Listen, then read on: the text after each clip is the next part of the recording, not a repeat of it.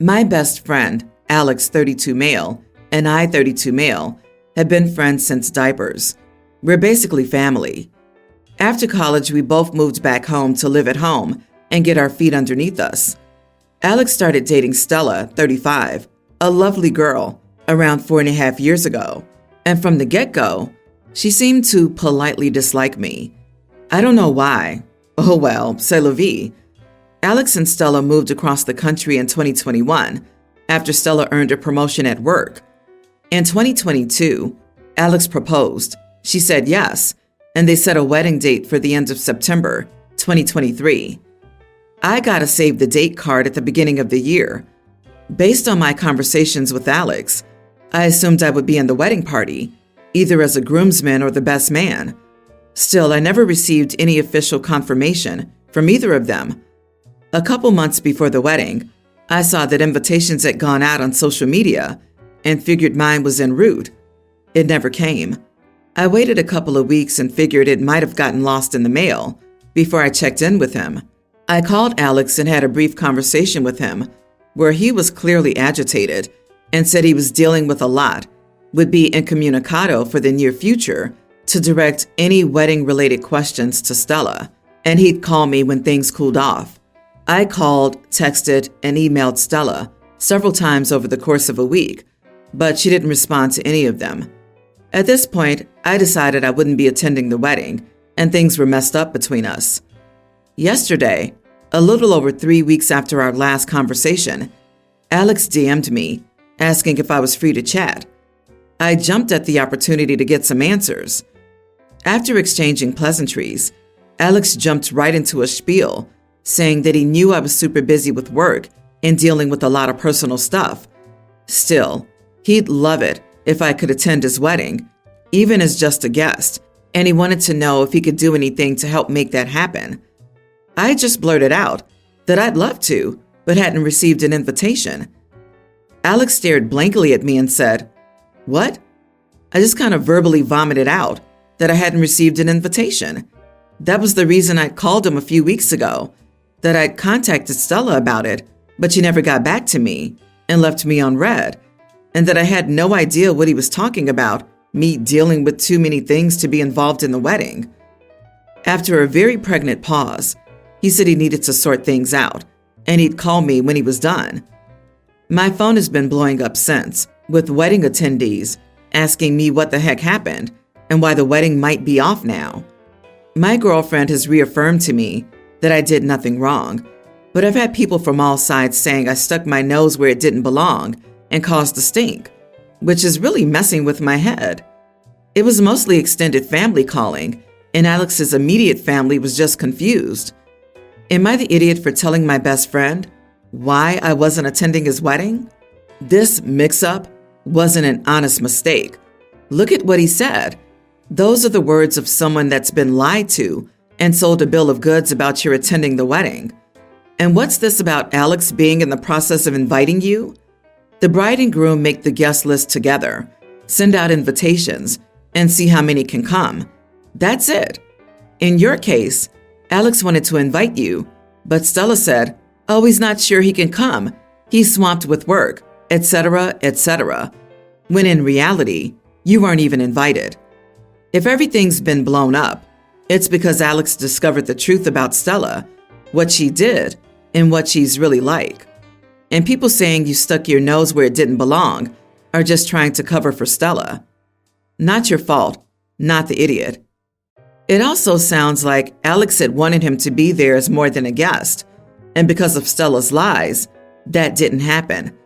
The fact that the entire wedding might be called off makes me think Alex just put the pieces together that Stella may have done this to more than one of his friends, and that's why he sounded so desperate when he reached out to OP, having no idea why so many of his other friends were too busy to attend his wedding. He also moved cross-country after his promotion. Can you imagine him going through the RSVPs and seeing gaps where his friends and family should be? How many of his family and friends got the save the dates, but no invite? This is a real red flag if she lies to him about who can come to their wedding. I will guarantee you that Stella lied to him. The wedding is off because he caught her in her lie. My parents are divorced. Together they have my brother, 20, my sister, 19, and me, nearly adult, male. Their marriage ended because my mom had 2 affairs. The first one came out when the second one did, because both were happening at the same time, and my mom got pregnant with the baby who's now a female tween. Dad ended the marriage, and Mom tried to make him responsible for her baby with another guy. She and Dad were married, so he was the assumed dad, and he had to go to court. There was a 2-year battle over this because he wanted nothing to do with the baby, and Mom didn't want her to grow up watching my older siblings. I have a dad, while both her affair partners went AWOL and were refusing to play any role in her life, and said no to doing DNA tests. Dad won in court and was removed from my half-sister's birth certificate. He's never met her and is ensured there's no contact between them. 5 years ago, Mom got very sick and was in the hospital for 3 months. My half-sister spent that time in foster care because our parents were told they were too sick, multiple chronic health issues between them, to take care of her when they had no idea how long my mom would be out of commission. They asked Dad to step up, but he said no. They tried to plead with my siblings and me to talk him around, but none of us wanted him to take her either. When my mom got out and got my half-sister back, she and my grandparents had a deep grudge against my dad. We already didn't think much of Mom, but after that, we asked Dad to try and get full custody of us. But when we were interviewed, we mentioned the affair, and we were asked whether Dad tried to turn us against Mom, and we decided to keep 50-50 to not get him into trouble. I'm months away from getting away from my mom. My siblings already are. Mom had people over recently, and my grandparents were there. They were talking badly about my dad, saying he was evil and that he left his own daughter to rot in foster care. And I told them she wasn't his daughter, and DNA proved that. They backtracked and said he left his kid's sister to rot. I said she has nothing to do with him. Then I called them out for being idiots to him when Mom cheated on him with 2 guys and fought to make him responsible for her child. I said they all blamed Dad instead of wondering why nobody was willing to take my half-sister when needed, and none of them could. Others heard the whole thing. My mom and grandparents said I was an idiot. Am I? Not the idiot. You didn't say anything that wasn't true. The truth hurts. That's probably why they were so upset, because they knew you were right. Speaking out isn't even a fraction of the horrible stuff your mother tried to pull on your father. The good news is, in a year, you won't have to deal with them anymore. But wow, your poor little sister. I feel so sorry for her. It's heartbreaking that nearly everyone in this child's life has rejected her, all because of how she was conceived. It's a shame for the half-sister, though, having to be in foster care, but to blame your father rather than the deadbeats and trying to manipulate you guys into talking him into taking her was truly an idiot move on the grandparents' part. Yeah, it's devastating for the poor kid, but utterly shameful that the people who should be working hardest to protect and support her are concentrating on ripping down someone with no obligation to protect and support her instead. OP, you are very brave, and you sound like quite a moral person. I wish you all the best in life. Keep your integrity, and may the coming years be more peaceful. I just got a job offer in a different state. My husband works in a fly-in, fly-out camp, so it won't affect his work. However, my new job adds nearly $30,000 a year more to our budget. My in-laws live in a different state already and make an effort to see our kids. However, we currently live 8 blocks from my parents, and they're losing it. They say I'm a horrible son for moving their grandchildren away from them, and they have grandparents' rights and all that.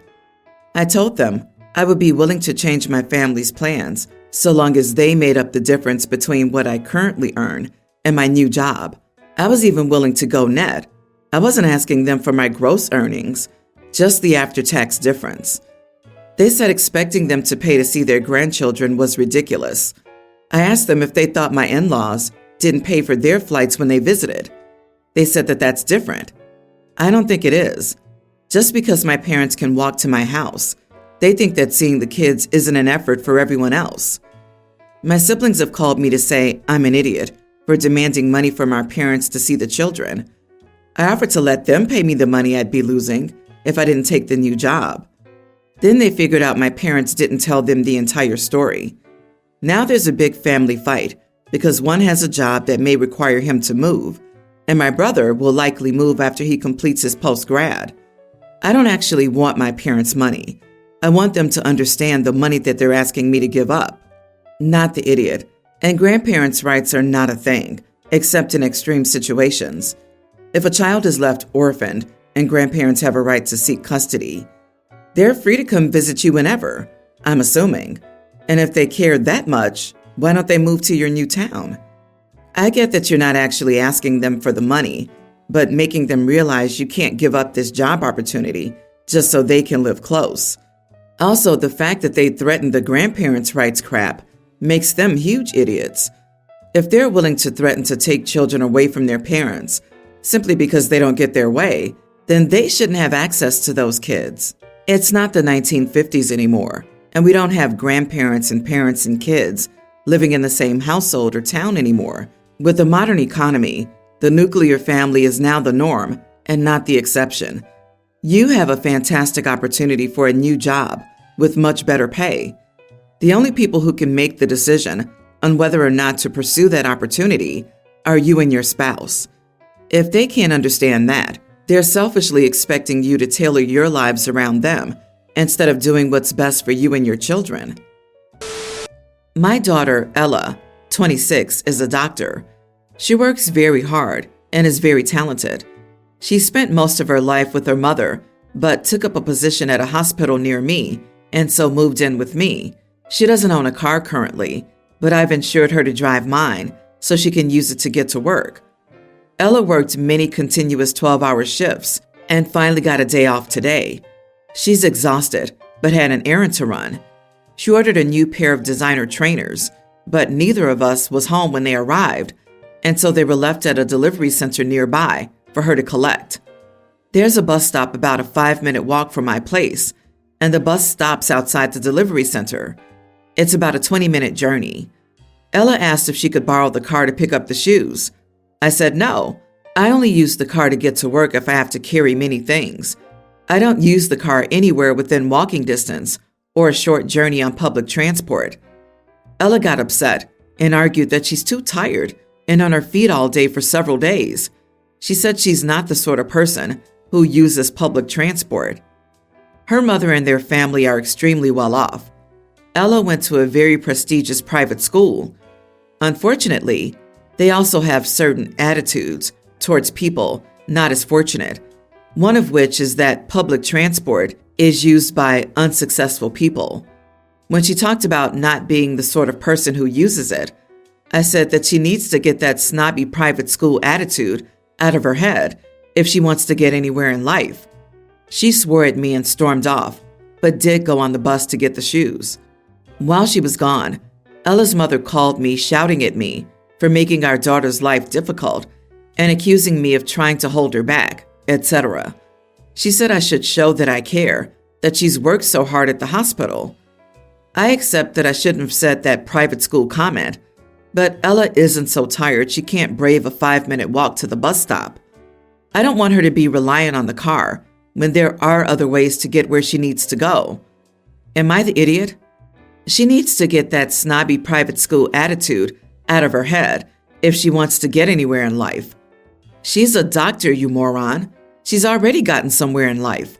Her attitude towards people who take public transportation might suck, but she's an adult who can take responsibility for her own actions. If her attitude comes back to bite her later on, that's her problem, not yours. She asked for the car because, as an adult who makes adult decisions, she chose to drive to pick up her package after a long day at work. You're treating her like a spoiled teenager who needs to be put in her place. You are the idiot. She's a doctor who has a condescending attitude about other people. She's certainly gotten somewhere in life where that attitude can have terrible outcomes for people left in her care. And as an adult who makes adult decisions, She can get her own car if she wants to drive to get that package. Being an adult who makes adult decisions doesn't mean the car isn't OP's and he doesn't get to choose when it's used. Oh, and this lady called her mom because her dad wouldn't let her use the car. She's not a doctor. She's a child. OP's not the idiot. I disagree. She called her mom because her mom knows what an idiot her dad is and is the right person to commiserate with. No matter how snobbish Ellie's comments sounded, a doctor who works multiple 12-hour shifts, helping people, deserves some comfort on her rare day off. Public transport is uncomfortable. It takes time to walk there, to wait for it, depending on the timetable, and then do it again on the way back. Strangers on the bus can be loud, rude, smelly, make inappropriate comments, or try to touch you. Nothing would have happened to your precious car should you allow your daughter, a hardworking medical professional, to take a short ride on her day off. I'm a surgical fellow, kind of like a resident, and I work 7 a.m. to whenever, sometimes earlier, like 4 p.m., sometimes later, like 7 p.m., but usually home between 5 and 7 p.m. She isn't working right now, and she's just studying for her exam. I personally think to an excessive amount. She's a type A, and I'm worried she'll fail when she's never failed an exam in her life. Our young toddler daughter attends daycare from 9 a.m. to 5 p.m. We have an au pair to help out. Hours are set at my wife's discretion because I'm not the one responsible for the kid right now. So since she's not working, she's been doing all the chores. When I get home, I just want to rest, and I figured she had all day with plenty of time off and hired help. She could help manage the household chores. She can't work for a few more weeks or months, unknown exactly when, due to licensing issues. She's threatened to move back and take our baby. There are some issues because I work every day, and that would mean I would rarely get to see either of them. And I signed a lease for 3 adults in 3 bedrooms, which is more than my salary. Am I the idiot for making my unemployed wife do the chores and childcare? Edit. We're both residents. Her exam is a board exam for medicine, so it's one giant cumulative exam covering 4 years of medical school and 4 years of residency. She had to give up her $400K job and then some bonus to move, so being unemployed is due to my career move. She's contributing more than 50% to the family expenses and uses her savings. She pays for the daycare and the au pair, and she has way more money than me. She said she's tired of being my mom and my servant. Because I'm not the one responsible for the kid right now? Sure, man, when's it gonna be? After college?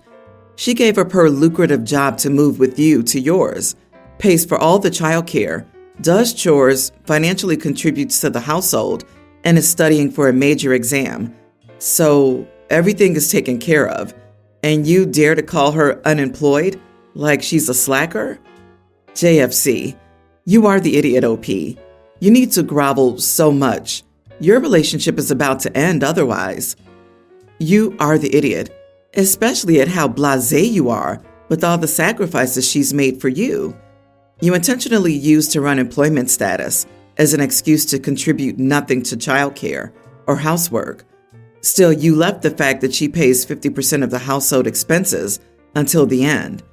This means her studies are her job, and she contributes equally. So why do you feel entitled to a free pass? You sound insufferable. So exactly what are you, dude, contributing to the relationship? If she left you, she could make $400K, pay for the daycare and au pair easily and out of salary instead of savings, and have fewer chores to do. If the only benefit of being with you is that she loves you, at least be worthy of that love by helping with your own child. The way Adele's Divorce Babe Divorce immediately played in my mind reading this crap. LMFAO,